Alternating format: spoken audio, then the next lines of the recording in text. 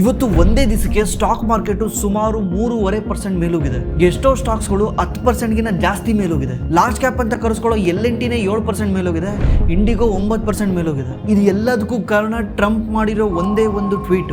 ಈ ಟ್ರಂಪ್ ಕೈಯಲ್ಲಿ ಎಷ್ಟೊಂದು ಪವರ್ ಇದೆ ಅಂದ್ರೆ ಇವನು ಮಾಡೋ ಒಂದೇ ಒಂದು ಟ್ವೀಟ್ ಇಂದ ಸ್ಟಾಕ್ ಮಾರ್ಕೆಟ್ ಎಲ್ಲಿಂದ ಎಲ್ಲಿಗೆ ಬೇಕಿರೋ ಹೋಗುತ್ತೆ. ಅದೇ ರೀತಿ ನಮ್ಮ ದೇಶಕ್ಕೆ ತಲೆಬಾರ ಆಗಿದ್ದ ಕ್ರೂಡ್ ಆಯಿಲ್ ಪ್ರೈಸ್ ಕೂಡ ಒಂದೇ ದಿವಸದಲ್ಲಿ 16% ಡೌನ್ ಆಗಿದೆ. ಬ್ರೆಂಟ್ ಕ್ರೂಡ್ ಸುಮಾರು 92ಕ್ಕೆ ಬಂದು ನಿಂತಿದೆ. ಇದೆಲ್ಲ ನೋಡ್ತಾ ಇದ್ರೆ ಯುದ್ಧ ಮುಗಿತು ಅನ್ನೋ ಖುಷಿ ಆಗುತ್ತೆ.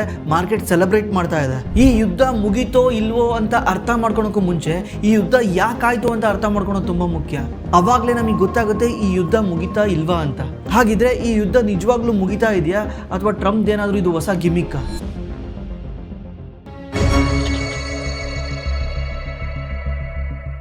ಮತ್ತು ನಿಮ್ಗೆ ಏನಾದರೂ ಸ್ಟಾಕ್ ಮಾರ್ಕೆಟಲ್ಲಿ ಇನ್ವೆಸ್ಟ್ ಮಾಡೋಕ್ಕೆ ಹೆಲ್ಪ್ ಬೇಕಿದ್ರೆ ನಮ್ಮ ಡಿಸ್ಕ್ರಿಪ್ಷನಲ್ಲಿ ಗೂಗಲ್ ಫಾರ್ಮ್ ಇದೆ. ಆ ಗೂಗಲ್ ಫಾರ್ಮಲ್ಲಿ ನೀವು ನಿಮ್ಮ ಡೀಟೇಲ್ನ ಎಂಟ್ರಿ ಮಾಡಿದ್ರೆ ನಮ್ಮ ಟೀಮ್ ನಿಮಗೆ ಕಾಲ್ ಮಾಡಿ ಹೆಲ್ಪ್ ಮಾಡ್ತಾರೆ. ಇದು ಕಂಪ್ಲೀಟ್ಲಿ ಫ್ರೀ ಆಗಿರುತ್ತೆ. ನಾವು ಯಾವುದೇ ರೀತಿ ದುಡ್ಡನ್ನ ಚಾರ್ಜ್ ಮಾಡಲ್ಲ. ಈ ಇರಾನ್ US ದುಶ್ಮನಿ ನಿನ್ನೆ ಮೊನ್ನೆದಲ್ಲ.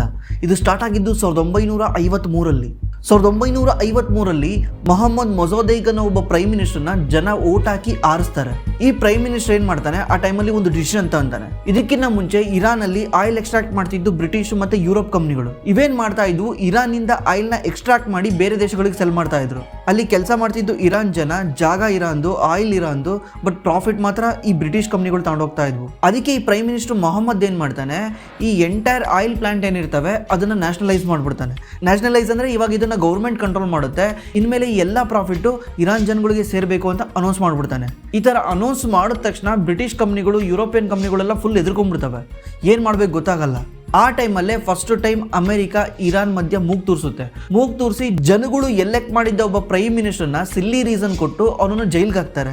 ಜೈಲ್ಗೆ ಹಾಕಿ ಒಳಗಾಕ್ತಾರೆ. ಅವನನ್ನು ಒಳಗಾಕಿದ್ಮೇಲೆ ಇನ್ನೊಬ್ಬ US ಮಾತು ಕೇಳುವಂಥ ಒಬ್ಬ ಪ್ರೈಮ್ ಮಿನಿಸ್ಟರ್ನ ತಾಮನ್ ಕುಂಡ್ರಿಸ್ತಾರೆ. ಕುಂಡ್ರಿಸಿ ಇರಾನಲ್ಲಿ ಆಳ್ವಿಕೆ ಮಾಡೋಕ್ಕೆ ಸ್ಟಾರ್ಟ್ ಮಾಡ್ತಾರೆ. ಮತ್ತೆ ಏನಾಗುತ್ತೆ ಅಂದರೆ 1971ರಲ್ಲಿ ಇರಾನಿಯನ್ ರೆವಲ್ಯೂಷನ್ ಆಗುತ್ತೆ. ಇರಾನಿಯನ್ ರೆವಲ್ಯೂಷನ್ ಯಾಕಾಗುತ್ತೆ ಅಂದರೆ ಇರಾನ್ ಬಂದ್ಬಿಟ್ಟು ಮುಸ್ಲಿಂ ಡಾಮಿನೇಟ್ ಕಂಟ್ರಿ ಇರೋದ್ರಿಂದ ಅಲ್ಲಿನ ಈ ಮುಸ್ಲಿಂ ಲೀಡರ್ಗೆ ಅನಿಸ್ತಿರುತ್ತೆ ಇರಾನಲ್ಲಿರೋ ಜನ ತುಂಬ ವೆಸ್ಟರ್ನೈಸ್ ಆಗ್ತಾ ಇದ್ದಾರೆ, ಎಲ್ಲ ಅಮೆರಿಕಾ ಥರ ಫಾಲೋ ಮಾಡ್ತಾ ಇದ್ದಾರೆ, ಇಲ್ಲಿ ಯಾರೂ ಇಸ್ಲಾಂನ ಫಾಲೋ ಮಾಡ್ತಿಲ್ಲ ಅಂತ ಅವ್ರೇನು ಮಾಡ್ತಾರೆ, ಜನಗಳಿಗೆ ಹೇಳ್ಕೊಟ್ಟು ದಂಗೆ ಏರಿಸ್ತಾರೆ. ಜನಗಳು ಅವಾಗ 1979ರಲ್ಲಿ ದಂಗೆ ಎದ್ಬಿಡ್ತಾರೆ. ದಂಗೆ ಇದ್ದು ಆ ಟೈಮಲ್ಲಿ ಅಧಿಕಾರದಲ್ಲಿದ್ದ ಮೊಹಮ್ಮದ್ ರಿಜಾ ಪಹ್ಲವಿನ ಅಧಿಕಾರದಿಂದ ತೆಗೆದುಬಿಡ್ತಾರೆ. ತೆಗೆದುಬಿಟ್ಟು ಆ ಟೈಮಲ್ಲಿ ಮೌಲ್ವಿ ಆಗಿದ್ದ ಆಯತುಲ್ಲಾ ರೋಲಾ ಖಮೀನಿನ ಸುಪ್ರೀಂ ಲೀಡರ್ ಆಗಿ ಆಯ್ಕೆ ಮಾಡ್ತಾರೆ. ಈ ರೀಸೆಂಟಲ್ಲಿ ತೀರ್ಕೊಂಡ್ರಲ್ಲ ಅವರು ಆಯತುಲ್ಲಾ ಅಲಿ ಖಮೀನಿ. ಒನ್ಸ್ ಖಮೀನಿ ಅಧಿಕಾರಕ್ಕೆ ಬಂದಮೇಲೆ ಅಮೆರಿಕ ಮಾತನ್ನ ಕೇಳೋದನ್ನ ಕಂಪ್ಲೀಟ್ಲಿ ಸ್ಟಾಪ್ ಮಾಡ್ತಾರೆ. ಯಾಕಂದ್ರೆ ಅವರು ಡೆತ್ ಅಮೆರಿಕ ಅಂತ ಸ್ಲೋಗನ್ ಕೂಗ್ತಾನೆ ಆ ರೆವಲ್ಯೂಷನ್ ಮಾಡಿರ್ತಾರೆ. ಅವ್ರಿಗೆ ಅಮೆರಿಕ ಕಂಡ್ರೆ ಆ ಜನಗಳಿಗೆ ಆಗ್ತಾ ಇರಲ್ಲ. ಅವಾಗ ಅಮೆರಿಕ ಏನೂ ಮಾಡಕ್ ಆಗ್ತಿರಲ್ಲ, ಒಳಗಡೆ ಹೋಗಿ ಯಾವುದೇ ರೀತಿ ಪ್ರೊಪಗ್ಯಾಂಡನೂ ಮಾಡಕ್ ಆಗ್ತಾ ಇರಲ್ಲ. ಅದಕ್ಕೆ ಅಮೆರಿಕ ಏನ್ ಮಾಡುತ್ತೆ, ಸದ್ದಾಂ ಹುಸೇನ್ಗೆ ಎತ್ಕೊಟ್ಬಿಟ್ಟು ಇರಾನ್ ವಾರ್ ಮಾಡಿಸುತ್ತೆ. ಇರಾನ್ ವಾರು ಸುಮಾರು 7-8 ವರ್ಷ ನಡೆಯುತ್ತೆ. ಯಾರು ಗೆಲ್ಲಲ್ಲ, ಯಾರು ಸೋಲಲ್ಲ.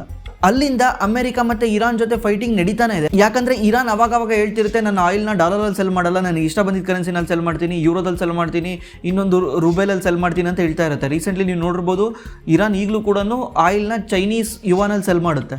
ಯಾಕಂದ್ರೆ ಇರಾನ್ಗೆ ಅಮೆರಿಕ ಕಂಡ್ರೆ ಆಗಲ್ಲ. ಅದಕ್ಕೆ ಅಮೆರಿಕದ ಟಾರ್ಗೆಟ್ ಏನಂದ್ರೆ ಈ ರೆಜಿಮ್ನೇ ಎತ್ತು ಬಿಡಬೇಕು ಅಂತ. ಈ ರಿಜಿಮ್ ಅಂದ್ರೆ ಏನು ಹೇಳಿ, ಈ ಎಂಟೈರ್ ಏನು ಅಧಿಕಾರದಲ್ಲಿ ಇದೆಯಲ್ಲ ಅದನ್ನು ಎತ್ಬಿಟ್ಟು ಡೆಮೋಕ್ರಸಿ ತರಬೇಕು ಅಂತ ಅಮೆರಿಕ ಮಾತಾಡುತ್ತೆ. ಒಟ್ನಲ್ಲಿ ಅಮೆರಿಕ ಏನಂದ್ರೆ ಅಮೆರಿಕ ಹೇಳ್ದಂಗೆ ಕೇಳೋರನ್ನ ತಾಮನ್ ಕುಂಡಿಸ್ಬೇಕಂತ. ಅದಲ್ದಲೆ ಇಸ್ಲಾಂಗೂ ಮತ್ತೆ ಇಸ್ರೇಲ್ಗೂ ತುಂಬ ಆಗ್ದಲೇ ಇರೋ ಕಾರಣದಿಂದ ಇರಾನು ಇದನ್ನ ಕ್ಯಾಪ್ಚರ್ ಮಾಡ್ಕೊಳಕ್ಕೆ ಟ್ರೈ ಮಾಡ್ತಾ ಇರುತ್ತೆ. ನಾನು ಮುಸ್ಲಿಂ ಲೀಡರ್ ಆಗಬೇಕು ವರ್ಲ್ಡಲ್ಲಿ ಅಂತ ಕ್ಯಾಪ್ಚರ್ ಮಾಡ್ಕೊಳಕ್ಕೆ ಟ್ರೈ ಮಾಡ್ತಾ ಇರುತ್ತೆ. ಅದರಿಂದ ಇಸ್ರೇಲ್ ಮೇಲೂ ಕೂಡ ಇದು ಪ್ರಾಕ್ಸಿ ಅಟ್ಯಾಕ್ ಮಾಡಿಸುತ್ತೆ. ಡೈರೆಕ್ಟಾಗಿ ಅಟ್ಯಾಕ್ ಮಾಡಲ್ಲ. ಈ ಹೆಜ್ಬುಲ್ಲಾ, ಹೂತೀಸು, ಹಮಾಸು ಈ ಥರ ಟೆರರಿಸ್ಟ್ ಆರ್ಗನೈಸೇಷನ್ಗಳನ್ನ ಹುಟ್ಟಾಕಿ ಅವ್ರಿಗೆ ಫಂಡಿಂಗ್ ಮಾಡಿ ಅವ್ರ ಥ್ರೂ ಅಟ್ಯಾಕ್ ಮಾಡಿಸ್ತಾ ಇರುತ್ತೆ. ಮತ್ತೆ ಇರಾನ್ ಏನಾದರೂ ನ್ಯೂಕ್ಲಿಯರ್ ಕಂಟ್ರಿ ಆಗ್ಬಿಟ್ರೆ ಅಮೆರಿಕ ಯಾವತ್ತೂ ಇರಾನ್ನ ಟಚ್ ಮಾಡೋಕ್ಕಾಗೋದೇ ಇಲ್ಲ. ಮತ್ತು ಇಸ್ರೇಲ್ ಕೂಡ ಇರಾನ್ಗೆ ಯಾವತ್ತೂ ಏನೂ ಮಾಡೋಕ್ಕಾಗಲ್ಲ.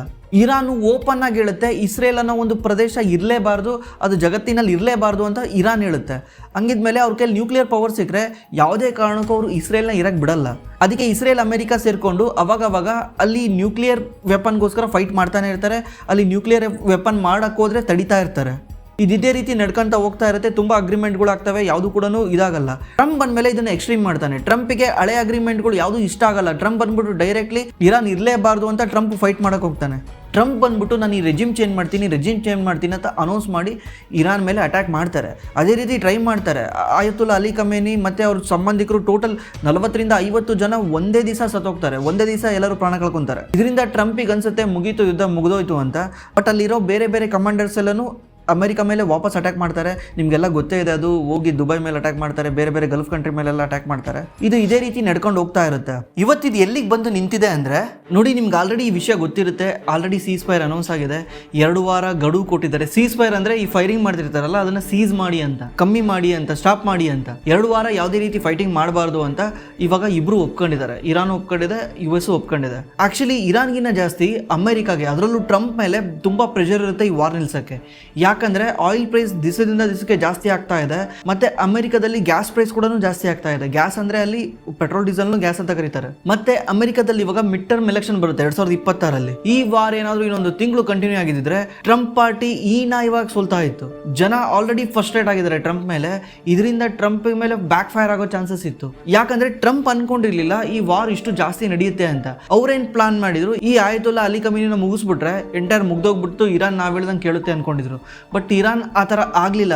ಸರ್ಪ್ರೈಸ್ ಮೇಲೆ ಸರ್ಪ್ರೈಸ್ ಕೊಡ್ತಾ ಹೋಯಿತು. ರಿಟಾಲಿಯೇಟ್ ಸಖತ್ತಾಗಿ ಮಾಡ್ತು ಇರಾನ್. ಇದರಿಂದ ಈ ವಾರ್ನ ನಿಲ್ಸಕ್ ಆಗ್ತಾನೆ ಇರಲಿಲ್ಲ. ಈವನ್ ಮಧ್ಯದಲ್ಲಿ ಯಾರನ್ನ ಮಾತಾಡೋಕೆ ಹೋದ್ರು ಇರಾನ್ ರೆಡಿ ಇರಲಿಲ್ಲ. ಅವಾಗ ಮತ್ತೆ ಅಮೆರಿಕ ಅಗ್ರೆಸಿವ್ ಆಯಿತು.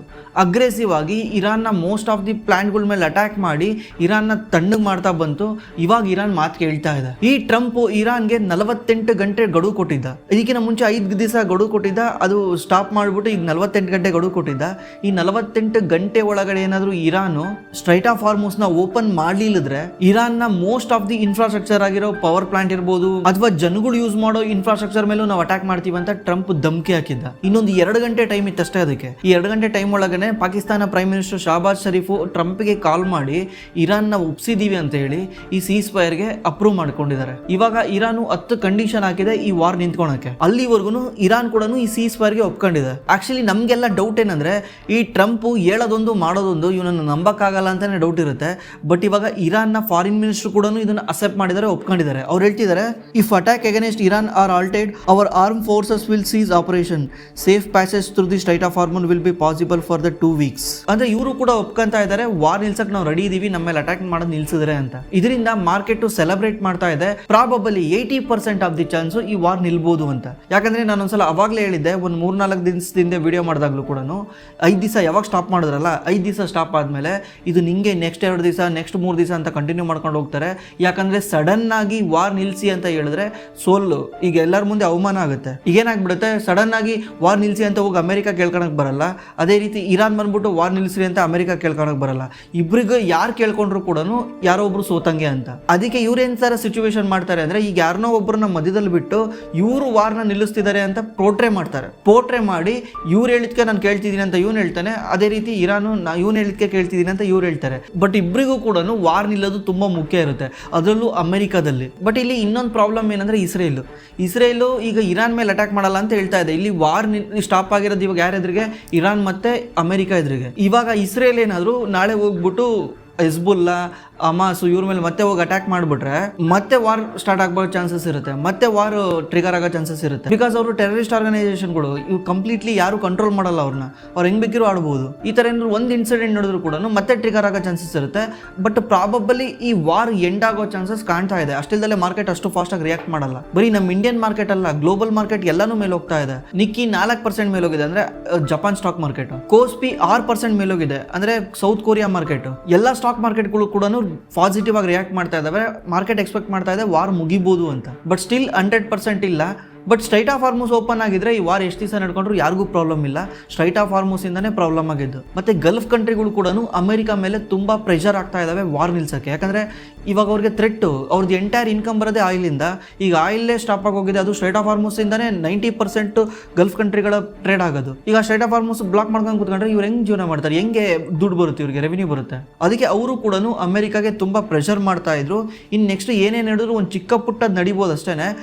ಬಟ್ ಮೆಜಾರಿಟಿ ನಡೆಯೋ ಚಾನ್ಸ್ ಇಲ್ಲ ಅಂತ ಮಾರ್ಕೆಟ್ ಎಕ್ಸ್ಪೆಕ್ಟ್ ಮಾಡ್ತಾ ಇದೆ. ಇದ್ರ ಬಗ್ಗೆ ನಿಮ್ಗೆ ಏನ್ ಅನ್ಸುತ್ತೆ? ನಿಮ್ಮ ಅನಾಲಿಸಿಸ್ ಏನು? ನೀವೇನಾದ್ರು ಅನಾಲಿಸಿಸ್ ಮಾಡಿದ್ರೆ ದಯವಿಟ್ಟು ಕೆಳಗಡೆ ಕಾಮೆಂಟ್ ಮಾಡಿ, ನಿಮ್ಮ ಪ್ರಕಾರ ವಾರ್ ಯಾವಾಗ ಮುಗಿಬಹುದು ಅಂತ. ಮತ್ತೆ ನಿಮ್ಗೆ ಏನಾದ್ರು ಸ್ಟಾಕ್ ಮಾರ್ಕೆಟ್ ಅಲ್ಲಿ ಇನ್ವೆಸ್ಟ್ ಮಾಡೋಕ್ಕೆ ಹೆಲ್ಪ್ ಬೇಕಿದ್ರೆ ನಮ್ಮ ಡಿಸ್ಕ್ರಿಪ್ಷನ್ ಅಲ್ಲಿ ಗೂಗಲ್ ಫಾರ್ಮ್ ಇದೆ. ಆ ಗೂಗಲ್ ಫಾರ್ಮ್ ಅಲ್ಲಿ ನೀವು ನಿಮ್ಮ ಡೀಟೇಲ್ ಎಂಟ್ರಿ ಮಾಡಿದ್ರೆ ನಮ್ಮ ಟೀಮ್ ನಿಮಗೆ ಕಾಲ್ ಮಾಡಿ ಹೆಲ್ಪ್ ಮಾಡ್ತಾರೆ. ಇದು ಕಂಪ್ಲೀಟ್ಲಿ ಫ್ರೀ ಆಗಿರುತ್ತೆ. ನಾವು ಯಾವುದೇ ರೀತಿ ದುಡ್ಡನ್ನ ಚಾರ್ಜ್ ಮಾಡಲ್ಲ.